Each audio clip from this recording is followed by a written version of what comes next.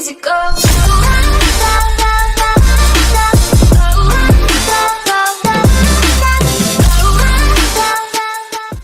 Yo, what is going on, you guys? Orion Tech Tips here, back at it with another video, and this is my review on the GTX 1650 graphics card. Now, I will just tell you right now, do not buy this graphics card. For the $150 that Nvidia is charging, this is a horrible deal. You could get way better performance with the $130 RX 570. Sorry.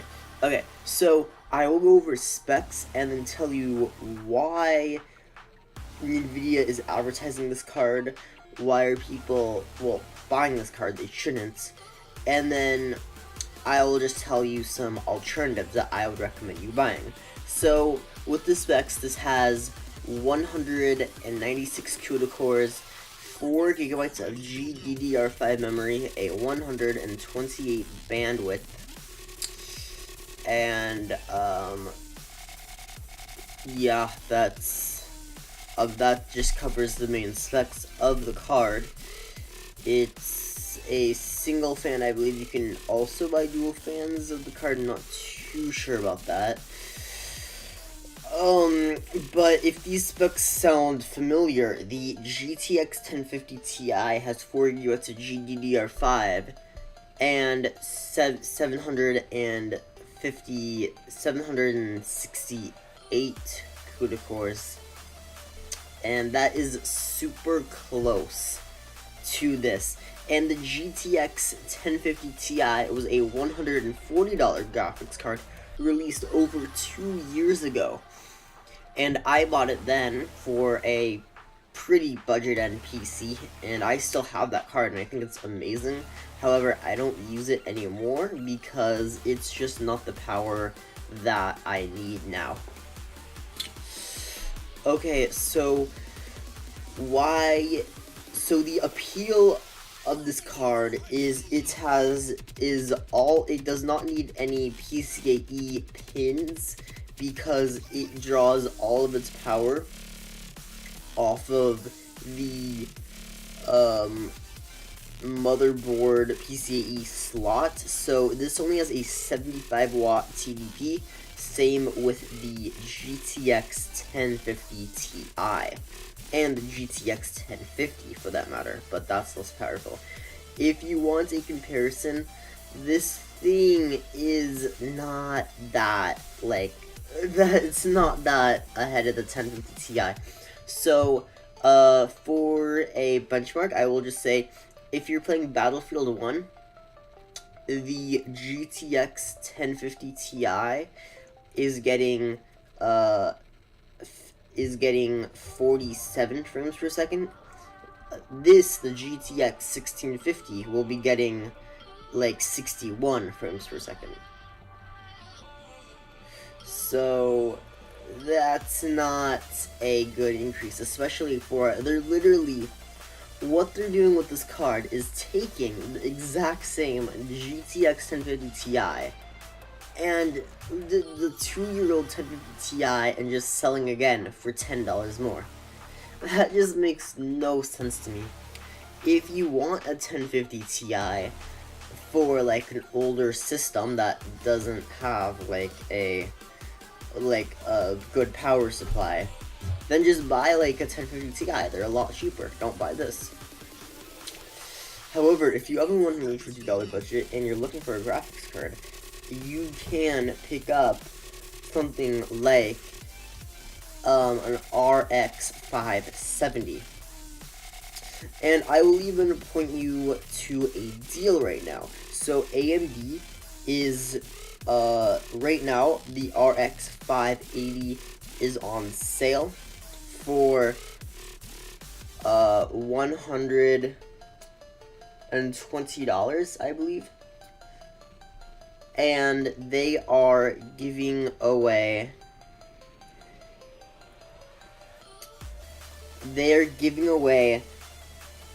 the Division 2 Deluxe Edition, and, well, I guess the Gold Edition, I believe, the Gold Edition Division 2, and the World War Z game which that's a $120 value. So you're getting a $120 graphics card.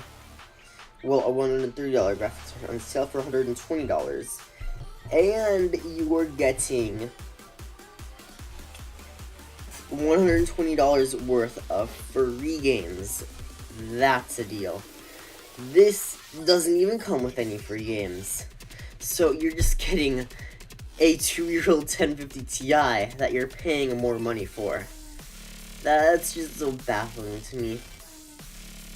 So, yeah, I guess it has a L1 cache speed of 64 kilobits per second, an L2 cache speed of 1024 kilobits per second, and it's direct compatible with DirectX 12, Vulkan, CUDA shader model, Open GL, Open CL, 4.6, 1.2. That's just the technical stuff, but this stuff isn't that high. And then, honestly, I really just cannot recommend this card at all. Like,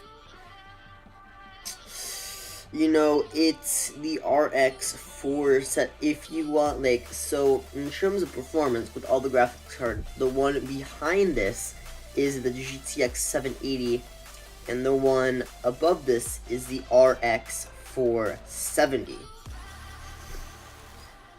So, yeah, you know, I was thinking about doing a build with this, and I didn't know, like, how, like, bad the performance was, and an RX 570 would be better. So, you know, I'm not going to do a build with this card. I don't think I'm ever going to buy this card. When the 1050 Ti came out, I thought, like, I actually really liked that card. That's why I bought it. Because a 75-watt TDP, it was on par with some really good graphics cards. You could actually run stuff at, like, high, sometimes even ultra detail at 1080p on these AAA titles. I thought, yeah, that's amazing. 2 years? No, you can't do that. So why are you selling this card? Something like this, really, there's no point in this GPU at all. And if you do have, like, a pre-built old Dell, HP, Lenovo, Acer, whatever it is, you can just upgrade the power supply and then put in something like an RX 570, and then bang, you're ready to game. Yeah, I don't really, like, I know this isn't, like, the most interesting video at all, but this card, like, there's no point in this card at all. There's nothing good about the card other than it pulls out, other than, like, the 75-watt TDP, which is the same on the 1050 Ti, which really makes no difference. Like, this is, like I said before, if a 1050 Ti got, like, say, 58 frames per second, this card would get 61. So, like, a 2% increase. Just, this is, I know, like, some applications would be more than a 2% increase, but this thing isn't more than a 5 or 10% increase at best. So, I don't see a point from this card. Like, if you're seriously considering about buying this card, I will be putting some benchmarks up on this video about the card, but I cannot think of a reason to buy this card, like, at all. If you guys have one, then feel free, put it up in the comment section down below, but yeah, I just don't like it. So, like I promised, I would be putting up some benchmarks of the card. And, yeah, you know, see for yourself about why the performance I really do not like. And, yeah, make sure you like, subscribe, and I will see you all in the next video. Here are the benchmarks.